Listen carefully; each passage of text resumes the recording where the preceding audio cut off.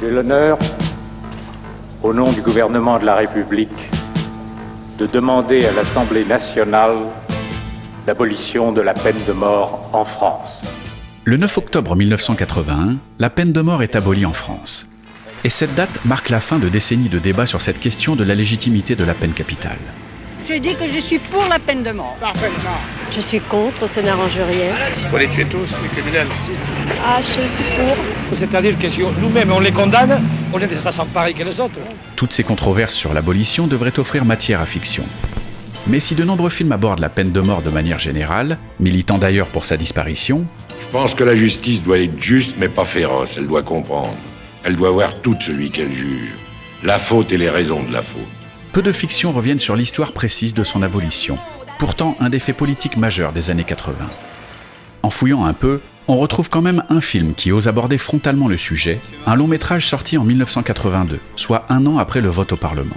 Philippe Miller, président fondateur du CAPMAC, comité contre l'abolition de la peine de mort et pour l'autodéfense des citoyens.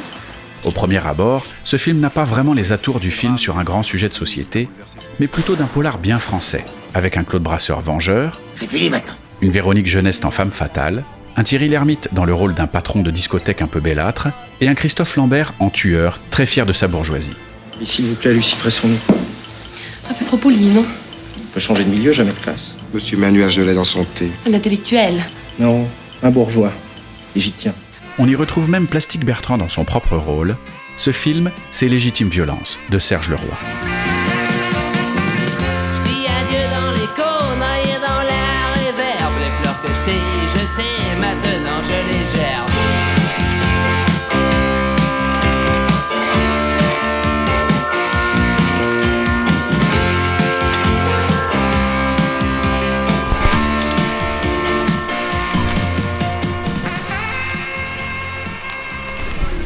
Légitime violence nous raconte l'histoire de Martin Maudot, interprété par Claude Brasseur, un personnage dont la femme et la fille sont tuées lors d'une fusillade. En deuil, le héros va alors vouloir se faire justice. Je suis prêt à tout donner pour retrouver les assassins de ma famille. Cherchant à démêler les fils d'une intrigue complexe, impliquant une association pro-peine de mort, les agissements troubles de la police et nombre de petits malfrats. Qu'est-ce que vous foutez là, vous? Qui êtes-vous? Légitime violence représente une belle définition de la série B, surfant sur le succès de personnalités populaires et reprenant à son compte les interrogations politiques de son époque. Plastique Bertrand et la peine de mort. Le cocktail peut sembler étonnant, le film donne en fait là un instantané saisissant des années 80 françaises. C'est bien, hein? Ouais, super, ouais. J'ai pas tout compris les paroles, mais c'est très bien. Te mine pas, y a rien à comprendre, là. Cette réplique est valable pour la chanson de Plastique Bertrand, mais certainement pas pour le film en lui-même, tant le réalisateur Serge Leroy va être très clair dans son propos, dans ses réflexions, Non, je ne suis pas pour la peine de mort. tout autant que dans son approche du cinéma de genre, pour livrer un vrai polar, doublé d'un drame intime et d'une dissection des enjeux politiques de son temps. CAPMAC est un ramassis de cinglés de fachos. J'aime pas beaucoup les miliciens qui se prennent pour des justiciers qui dégueulent sur la police. On n'est peut-être pas tout blanc, mais nous, notre métier, on le fait pas pour se défouler. En tout cas, si vous faisiez votre métier plus correctement, on n'aurait peut-être pas besoin d'avoir recours à eux. C'est beaucoup plus ambigu que ça, monsieur Maudot.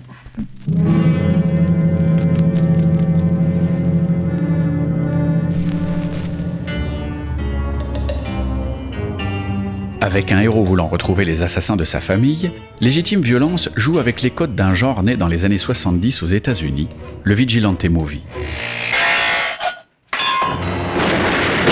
À cette époque, de nombreux films hollywoodiens mettent ainsi en scène des récits contant la volonté de vengeance d'un héros dont les proches ont été agressés. Des récits interrogeant la notion de justice, le grand écart entre loi du talion et justice institutionnelle. These people were responsible for 8 deaths, Judge. You can't just let them go because some little technicalities. The United States Supreme Court does not consider them little technicalities, Sheriff Pusser. They are the law of the land. There's more to upholding the law than swinging a big stick and kicking down doors. Dans les 70s, les atermoiements sociopolitiques sont nombreux aux États-Unis. Le pays traverse de grosses crises, comme on l'a vu dans notre épisode sur la nuit des morts vivants, et le mythe d'un pays heureux et uni, des années 50, explose. Le terreau se crée alors pour des films exploitant la part noire de la psyché états-unienne, son extrême violence, son individualisme exacerbé, son territoire conquis par les armes. Ces thématiques étaient au cœur du western dans la représentation de la conquête de l'Ouest. Mais alors que le territoire US est désormais totalement maîtrisé, urbanisé, ces interrogations vont contaminer un autre genre cinématographique, le polar. La violence explose alors à l'écran, la noirceur gangrène rapidement le genre, dans lequel la frontière entre bons policiers et méchants voleurs n'existe plus. Les flics outrepassent toutes les limites, sombrent dans la folie, comme Popeye Doyle dans French Connection, comme Harry Callahan dans l'Inspecteur Harry. Please give me a doctor! Don't kill me! De même, le soldat interprété par William Devane dans Rolling Thunder, de retour du terrain avec les honneurs, n'est plus un héros fier de ses accomplissements, mais un homme blessé, vide. Charlie, you're the quietest man I've ever known. That's because I can't think of anything to say.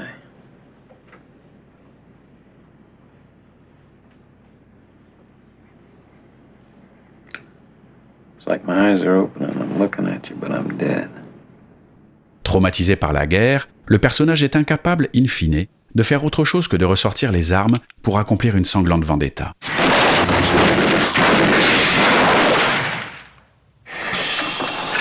Mais ce déferlement de violence, cette incapacité à croire en la justice, touche aussi le simple citoyen, comme Paul Kersey dans le film de Michael Winner, Un justicier dans la ville, véritable matrice du vigilante movie. L'histoire d'un homme d'une 50aine d'années, citoyen anonyme, qui voit le crime bouleverser sa vie, avec l'agression de sa femme et de sa fille par des petits délinquants, dont oui, un Jeff Goldblum tout jeune. Ce déchaînement de violence va faire vaciller les idéaux de Kersey, un homme progressiste, objecteur de conscience et anti-armes. You're probably one of them knee-jerk liberals thinks us gun boys will shoot our guns because it's an extension of our penises. I never thought about it that way. It could be true. Le film s'amuse ainsi à faire basculer ce personnage de pur démocrate dans la vengeance personnelle, à prendre les armes contre la petite délinquance. Voilà qui ressemble au fantasme d'un film bien droitier. Michael Winner interpelle même directement le public quand, avant de dégainer, Charles Bronson adresse un rapide coup d'œil à la caméra, comme pour prendre à témoin le spectateur, interroger sa conscience. La dimension réactionnaire du film est évidente, mais le réalisateur n'exploite pas l'aspect simplement racoleur de son sujet et va développer une vraie réflexion sur le parcours, très ambigu, de son héros. What do you call people who, when they're faced with a condition of fear, do nothing about it? They just run and hide. Civilized? Comme le note Yal Sada dans son formidable livre Vigilante, la justice sauvage à Hollywood, Paul Kersey bascule dans la violence et la vendetta personnelle après un voyage en Arizona, au cours duquel il assiste à un spectacle reconstituant une fusillade lors de la conquête de l'Ouest. Le lien avec le western et les fantasmes de justice expéditive qu'il véhicule est direct. Tout comme les clichés faussent la perception du personnage, son œil de justicier sera constamment abusé par son incapacité à distinguer la part fantasmatique du mythe de l'Ouest et les conditions réelles du monde social. Lors de ce voyage, un Colt sera remis au personnage principal. C'est avec lui qu'il se lancera dans une vendetta meurtrière. Son désir de vengeance, combiné au fantasme du geste westernien, le mettront sur la voie du meurtre. De ce point de vue, le titre français, Un justicier dans la ville, joue clairement la carte du western urbain, tandis que l'original, Death Wish, souhait de mort ou pulsion de mort, s'avère bien plus pertinent, car se teintant d'une signification plus ambivalente. Ce titre induit l'idée d'un film construit sur la subjectivité de son héros, soulignant le côté schizophrène du personnage principal plutôt que sa vocation héroïque. You think this man's crazy? Well, he's got a wire down all right, but I don't believe we're dealing with a raving maniac. Si Paul Kersey est parfois montré comme un ange protégeant sa ville, la mise en image des gunfights reste plutôt sobre, factuelle, ne visant pas à donner une dimension spectaculaire au meurtre et montrant un personnage s'empressant de quitter les lieux de ses méfaits, fébrile dans ses réactions, confus dans ses intentions. Étonnamment, le héros ne cherche à aucun moment à retrouver les agresseurs de sa famille. Non, il se lance dans des représailles plus générales, plus absolues, alimentées par un désir de vengeance personnelle autant que par sa paranoïa grandissante. Plus que dans bien d'autres films, Un justicier dans la ville questionne ainsi l'ambivalence de la figure du vigilante et donc celle du super-héros. Michael Winner insistant sur l'instabilité de son héros, sur la dimension pathologique de ses actions et réactions. Fill your hand. Huh? Draw.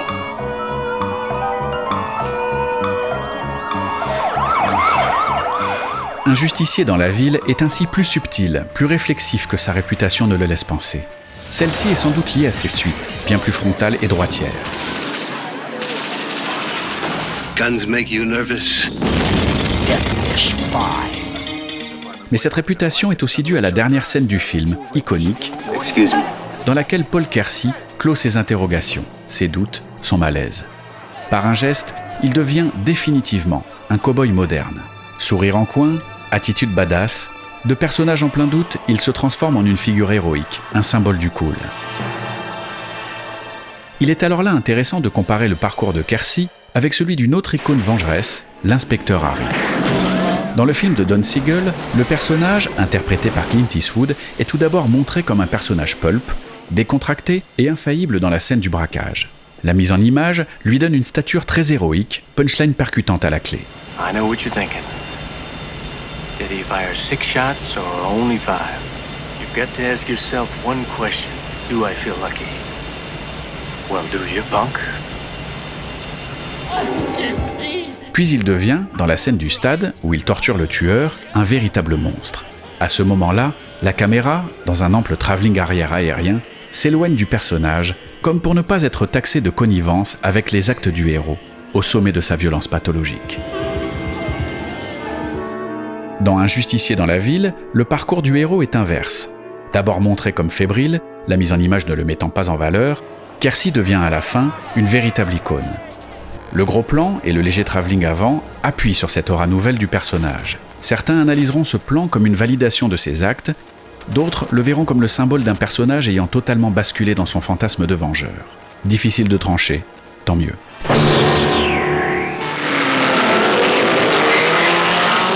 Si le Vigilante Movie est essentiellement états-unien, on en retrouve tout de même des succès d'année un peu partout, et notamment quelques-uns en France.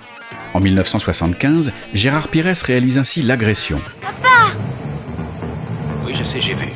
Un film dans lequel un personnage interprété par Jean-Louis Trintignant voit sa femme et sa fille tuées après une altercation avec des motards.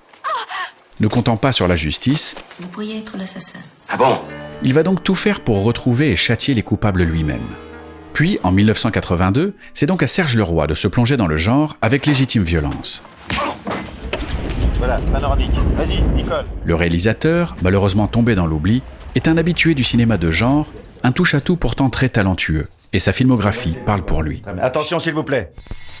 On y retrouve ainsi le Mataf, injectant la modernité des années 70 dans le polar à la Jean-Pierre Melville, Les Passagers, un road movie tendu, une belle réinterprétation du Duel de Steven Spielberg, qui voit Jean-Louis Trintignant et son fils pris en chasse par une camionnette agressive. Attention, les enfants regardent. Avocado, ça vous ferait rien de bouger votre gros cul? Un étrange film dans lequel d'insupportables enfants d'une famille très aisée, qui viennent de voir se noyer leur gouvernante, Elle va se noyer, cette conne. décident de vivre seuls dans leur grande maison, mais se retrouvent séquestrés par un vagabond mutique, interprété par Alain Delon. Allez au lit, les enfants. Le Quatrième pouvoir, un thriller politico-médiatique virulent. Vous êtes incroyables, vous les journalistes. Entre le ministre de l'Intérieur et la parole d'un gangster, à qui faites-vous confiance? Et évidemment, La Traque, dans lequel des notables de la campagne normande violent et prennent en chasse une pauvre universitaire étrangère de passage.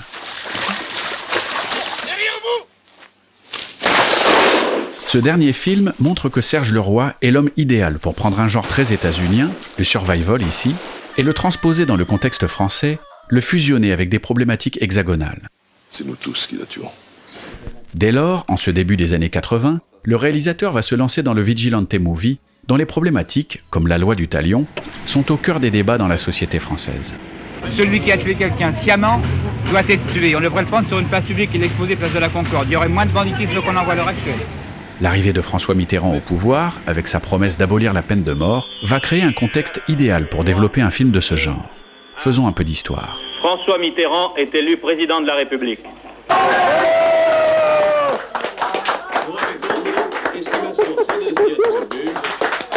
Oh, sir!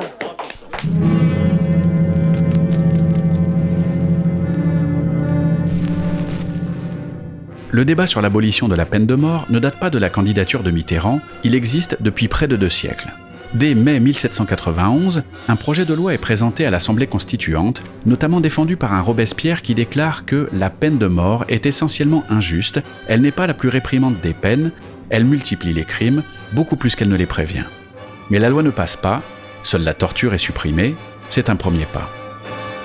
Plus d'un siècle plus tard, en 1907, le président de la République d'alors, Armand Fallières, va à son tour pousser pour obtenir cette abolition.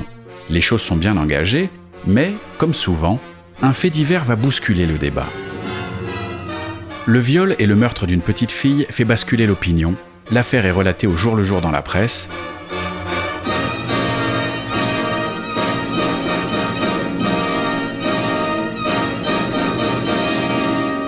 Jusqu'au procès et à la condamnation à mort de l'assassin. Le Petit Parisien, journal très populaire, va jusqu'à organiser une grande consultation sur le maintien ou non de la peine de mort, et le résultat est sans appel. Suite à ce fait divers, la confrontation à l'Assemblée nationale est violente. Maurice Barrès, député nationaliste, lance « Pour ma part, je demande que l'on continue à nous débarrasser de ces dégradés, de ces dégénérés, dans les conditions légales d'aujourd'hui. » Jean Jaurès rétorque que nous n'avons pas le droit de prononcer l'absolu de la peine parce que nous n'avons pas le droit de faire porter sur une seule tête l'absolu de la responsabilité. Au final, le 8 décembre 1908, le maintien de la peine de mort est voté par 330 voix contre 201. Il faudra alors attendre plusieurs décennies pour qu'un nouveau débat ait lieu. Au début des années 80, une majorité de Français est encore pour la peine capitale. Malgré cela, François Mitterrand inscrit l'abolition dans son programme présidentiel. Dans ma conscience, dans le fort de ma conscience, je suis contre la peine de mort. Et je n'ai pas besoin de lire les sondages qui disent le contraire. Une opinion majoritaire est pour la peine de mort. Eh bien moi, je suis candidat à la présidence de la République et je demande une majorité de suffrages aux Français, mais je ne la demande pas dans le secret de ma pensée. Si la population est partagée, l'adhésion à l'Assemblée nationale est plutôt large. L'abolition a les faveurs de la gauche, évidemment, mais aussi de nombreux députés de droite, comme Jacques Chirac ou Philippe Séguin. Ce serait bloquer le débat que de le ramener au niveau de nos émotions. À l'horreur de l'échafaud répondra toujours celle des crimes qui y conduisent. L'abolition est alors votée par 369 voix pour et 113 contre. Le 9 octobre 1981, la loi abolissant la peine de mort est promulguée et c'est un an plus tard, le 7 septembre 1982, que Légitime Violence sort en salle.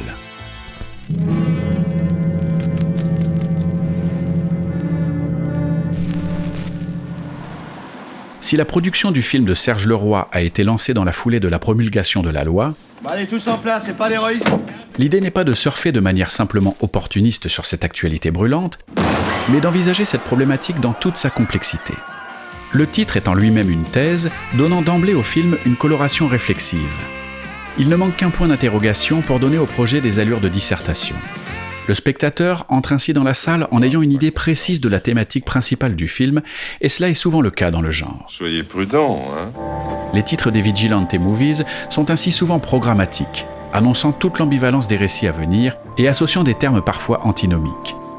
Légitime Violence déjà, en 1977, qui était le titre français de Rolling Thunder, mais aussi Justice Sauvage, plus frontal que l'original. A l'inverse, Dirty Harry est bien plus révélateur que le plus neutre Inspecteur Harry.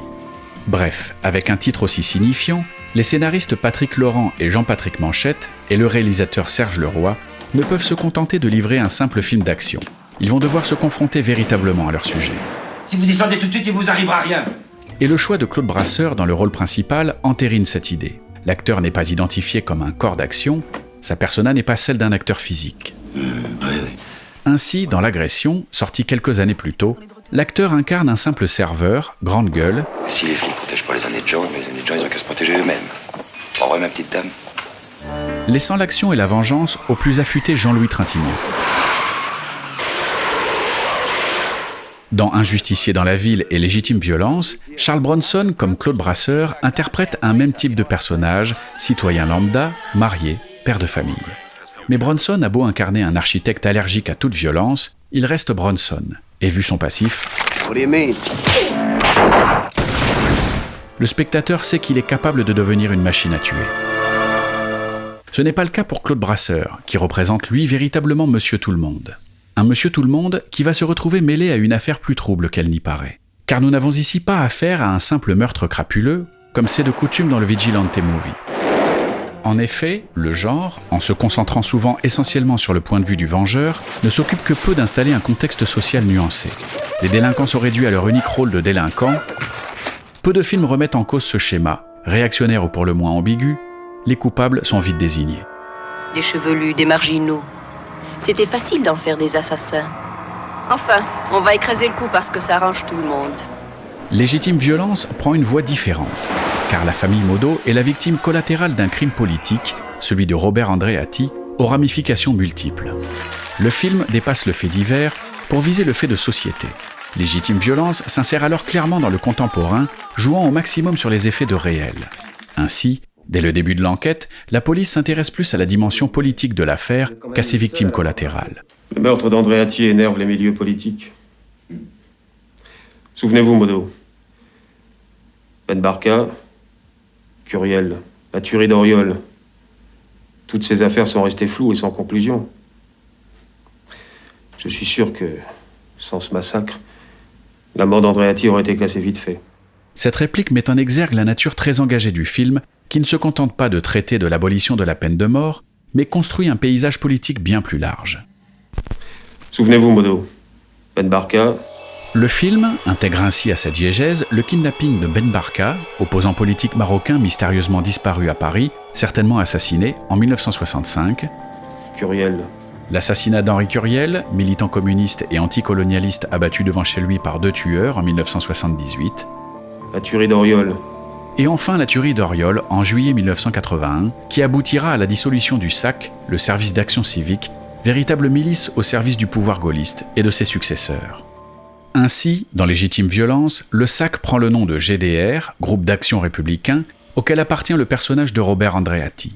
En installant la fiction dans un contexte politique concret, le film se place dans la continuité de l'œuvre ouvertement engagée d'Yves Boisset, réalisateur qui prenait à bras le corps des sujets sensibles, comme l'affaire Ben Barka déjà dans L'Attentat, la guerre d'Algérie dans RAS, ou l'assassinat du juge François Renault le 3 juillet 1975 dans Le Juge Fayard dit Le Shérif. Je ne fais qu'appliquer la loi. Chez Serge Leroy, ces références au réel constituent plus un arrière-plan que le cœur de l'intrigue, mais elles restent indispensables à la compréhension, à la construction du récit. Et rares sont les films, encore plus en France, qui se placent autant dans l'actualité. Le tournage s'est déroulé quelques mois après l'élection de François Mitterrand, la gauche arrive au pouvoir pour la première fois dans la Ve République, et cela bouscule forcément les mentalités. Cela met à mal les repères de certains. Entre nous, hors service, je pense que nous avons voté du même côté. Je ne suis pas très gauche dans mes idées. Et vous ? J'ai un cœur pur et une pensée droite. Ce jeu avec le contemporain devait être une expérience troublante pour le spectateur d'alors, découvrant Légitime violence en salle, payant sa place pour voir un pur film de genre, mais découvrant un film qui résonne totalement avec l'actualité. Pas de pitié pour les assassins de nos enfants. Vous êtes la justice populaire. Le CAPMAC du film, Comité contre l'abolition de la peine de mort et pour l'autodéfense des citoyens, a ainsi son pendant dans le réel. L'association Légitime Défense, créée en 1978, est présidée par François Romerio. Nous reprochons à M. Badinter son laxisme, l'abolition de la peine de mort. Entre le réel et la fiction, on peut tout de même noter une différence. Le bad guy est toujours plus charismatique au cinéma. L'association Légitime Défense tenait cet après-midi son congrès annuel. La vedette du congrès, ce fut bien sûr Lionel Legras, le garagiste au transistor piégé. Insécurité, délinquance et criminalité étaient à l'ordre du jour. Dans ce fait divers qui a beaucoup fait parler en 1976, un garagiste, Lionel Legras, dont la maison secondaire a été cambriolée à de multiples reprises, décide de remplir d'explosifs un transistor et de le dissimuler dans un placard fermé à clé dans son garage. L'explosion causera la mort d'un cambrioleur. Condamné une première fois à 8 mois de prison avec sursis, Lionel Legras sera rejugé et acquitté 6 ans plus tard, soit au moment de la sortie du film de Serge Leroy, par un jury populaire. Fiction et réalité se rejoignent ici pleinement. car ce fait divers est directement repris et questionné dans Légitime violence. Soyez pas choqués, Martin. Cet homme a défendu son bien, la justice a reconnu son droit. Vous savez, monsieur Miller, lorsque j'ai vu revenir le juge, j'ai tout de suite pensé que c'était gagné. Hein. Parce que homicide par imprudence, ça pouvait coûter dans les 4 à 5 ans avec sursis, bon, enfin tout de même. Hein. Il y a eu mort d'homme, non? Ben oui, malheureusement, que voulez-vous, hein, c'est la règle du jeu. Hein. Il y a le gendarme et le voleur. Et vous êtes gendarme? Non, mais enfin, quand on a été cambriolé 4 fois, la 5e fois on sent gendarme, alors on tire sans sommation. Hein. Légitime violence se détache ainsi de la structure classique du vigilante movie, se décale de la ligne claire caractéristique de ce type de récit, action, réaction, meurtre, vengeance. Ici, le héros semble hésitant, oublié par la police, dépassé par les implications politiques de l'affaire, dubitatif face aux actions du Cap Mac. La police demande notre assistance. Un monde opaque se dresse devant lui, et le film se construit sur le ressenti d'un personnage déboussolé.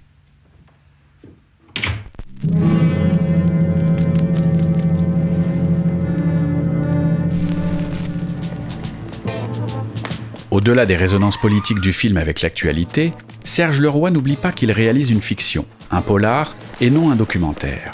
Le sous-texte doit rester en sous-texte pour soutenir l'histoire du héros, et non l'inverse. Les Vigilante Movies jouent énormément sur l'identification à leurs personnages principaux. Et Légitime violence n'échappe pas à cette règle. Le film se met à hauteur de son héros, et Leroy cherche toujours à traduire le ressenti du personnage par des moyens purement cinématographiques. Comme un travelling avant qui traduit toute la détresse, la solitude de Modo, le visage caché, cherchant à dissimuler sa peine. Une peine que l'on devine peser lourd sur ses épaules, dans un large panoramique en plongée. Retenue et sobriété sont le leitmotiv du travail de Serge Leroy, ne traquant pas l'alarme, On s'en sortira. respectant l'intimité de Modo, en le filmant avec pudeur, en le laissant longtemps de dos, alors qu'il est au comble de la détresse. Et quand le film ose le gros plan, qui pourrait être démonstratif, larmoyant, c'est pour mieux l'interrompre en fin de scène, par une coupe brutale qui vient signifier le malaise du personnage, sa volonté de s'échapper, d'être ailleurs. Je sais vraiment pas quoi vous dire. Votre femme, votre mère, votre fille. Le désarroi du héros est aussi sensible dans des scènes au découpage très classique, comme ici quand Martin Modo est interrogé par 2 policiers. Le travail de mise en scène autour de l'envahissement de l'espace personnel de Modo raconte tout des émotions du personnage. La conversation commence de manière classique. Plan sur Modo d'un côté, plan sur les policiers de l'autre. Chacun de son côté, dans son monde donc. Puis les policiers, se montrant plus insistants, vont envahir l'espace de Modo, venir l'encercler. Modo cherche alors à s'échapper, à respirer, et s'extirpe de la tenaille pour se retrouver seul, dans un plan plus aéré. Mais le policier ne le lâche pas. Encore une question. Il réinvestit son espace derrière lui, menaçant. Modo tente de s'échapper, mais retombe sur l'autre policier. Il n'a alors plus le choix, il faut qu'il se recentre sur lui-même, qu'il réfléchisse, pour donner aux enquêteurs ce qu'ils sont venus chercher, et ce, dans un long plan rapproché, dans lequel pèse toujours le regard, la présence floue du policier. La mise en image met ainsi le spectateur au diapason des émotions, des réflexions du héros, même si d'autres personnages prennent parfois les devants. Lors de la rencontre entre Modo et le charismatique Miller, Je ne suis pas un démarcheur, monsieur Modo. c'est ce dernier qui prend le contrôle du cadre, qui entraîne la caméra, preuve qu'il domine le débat, une contre-plongée menaçante venant même conclure le plan séquence. Parfait. Laissez courir les assassins de votre famille. Si Martin Modo est le fil conducteur du récit, Légitime violence se développe alors en suivant le parcours de nombreux autres personnages, introduits successivement dans les premières minutes du film, avant qu'ils ne soient tous rassemblés à la gare, dans la scène de fusillade qui lance l'intrigue. Là, dans un enchaînement de panoramiques, Serge Leroy dévoile la présence et la position de chacun des personnages, Robert Andreatti et Lucie, Eddie, la famille Modo et les 2 tueurs. Le plan séquence rassemble tous les acteurs des événements à venir. Et Serge Leroy donne au spectateur un point de vue global sur la scène, ce dernier étant le seul à connaître tous les enjeux du drame qui se profile. Le regard est omniscient, mais le spectateur est par définition impuissant. Voilà comment se crée un suspense typiquement hitchcockien. Le réalisateur dilate l'attente, sans musique, pour que l'explosion de violence, qui ne dure que quelques secondes, soit plus brutale encore.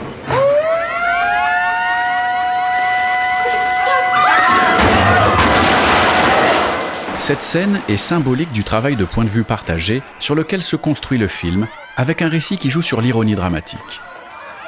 Contrairement à Modo, le spectateur sait qui a tué et pourquoi. Et plus encore, il va même apprendre à connaître ses personnages intimement. Comme le disait Jean Renoir dans La règle du jeu, Tu comprends, sur cette terre, il y a une chose effroyable, c'est que tout le monde a ses raisons. Mais bien sûr que tout le monde a ses raisons. Et moi, je suis pour que chacun les expose librement. Légitime Violence s'attache alors à développer chacun de ses personnages, même les plus secondaires. Je ne suis pas con, Paul. Je suis lâche. À leur donner une place dans le récit, une vraie personnalité. Je veux qu'on m'aime, moi, avant de crever. Puis je veux quelque chose de spectaculaire. Je veux pas que les gens m'oublient. T'as pas une idée, toi? Non, pas tout de suite, mais j'y réfléchirai. En sortant du regard de son héros vengeur, le film perd certes en immersion sensitive, mais gagne alors une dimension plus empathique. L'idée de vengeance, qui est normalement la boussole narrative d'un tel récit, disparaît alors peu à peu. Le spectateur, tout comme Modo, ne trouve rapidement plus de satisfaction dans la loi du talion, et lorsqu'un des assassins est tué, point de jubilation ni de satisfaction de la part du héros. Un de moi, t'es content? Point d'exaltation non plus dans la mise en image de cette mort violente. Au contraire, le récit marque même une pause, comme pour rendre un dernier hommage à ce personnage mélancolique, sous la forme d'un long plan d'adieu.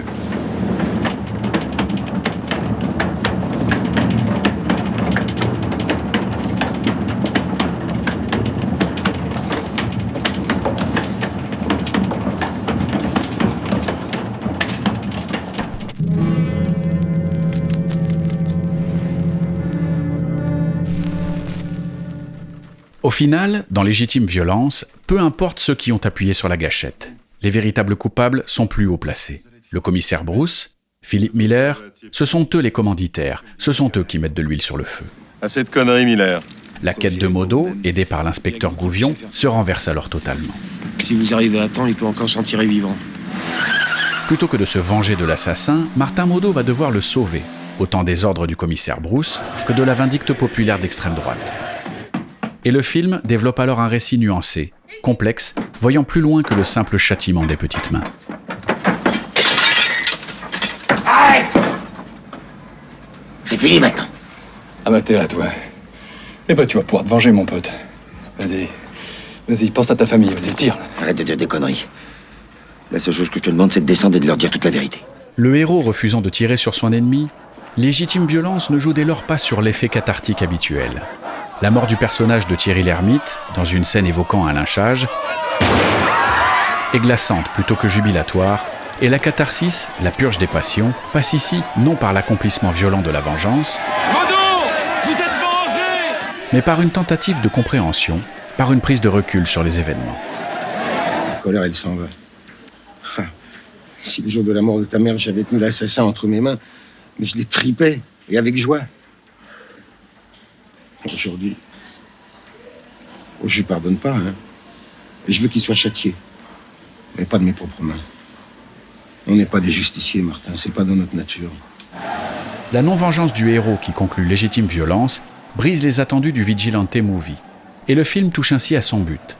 Sa démonstration pro-abolition est alors intimement liée à l'évolution de son personnage principal tout au long de l'intrigue. Voilà la définition d'un vrai film politique, quand le discours fusionne avec les actions, réflexions et émotions de son héros.